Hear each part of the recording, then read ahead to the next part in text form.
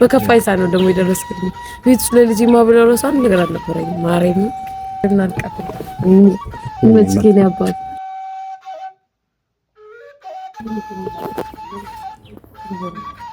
በአጋጣሚ 100,000 መግባቴን አስመልክቶ ቲክቶክ ላይ እቃ ገዝቼ ነበርና የምሰጠው ሰው እየጠበቅኩ ነው። ልስጥሽ? አዎ አረ ፈልጋለሁ። በቶግሬል ምንስ እሺ ይሄው ዱቄት፣ ሽንኩርት፣ አንበሳው ያዛ። ይሄው ዘይት። የት ነው የምትኖሪው? እዚህ ማርያም ነው የምኖረው። ሸራ ቤት ነው የምኖረው። ተከራይቼ ነው። ሸራ ቤት ይከራያል እንዴ? ሸምበቆ የሚባል ሰፈር አለ ታች። ኦኬ። እዛው 2,000 ብር ተከራይቼ ነው።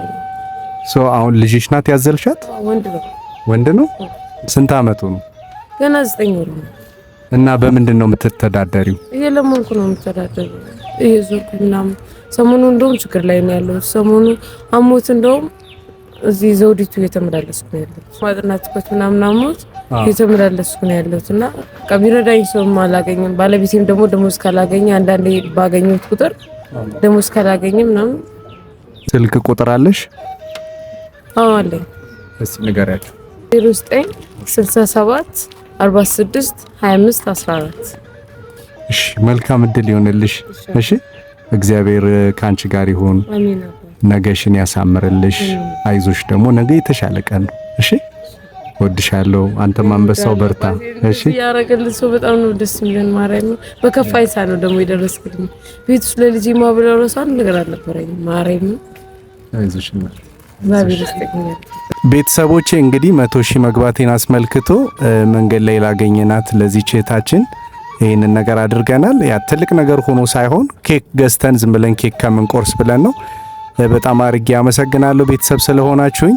በ1 ሚሊዮን እንገናኝ። እወዳችኋለሁ። እቺነታችንን ደግሞ በምትችሉት መጠን ሰፖርት አድርጓት። እንደሰማችሁት ሸራ ቤት ውስጥ ነው የምትኖረው።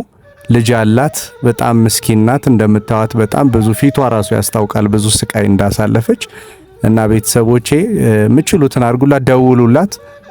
እግዚአብሔር ይርዳሽ። እንግዲህ ሰዎች ያስነሳልሽ። መልካም ጊዜ። ሰላም ግቡ።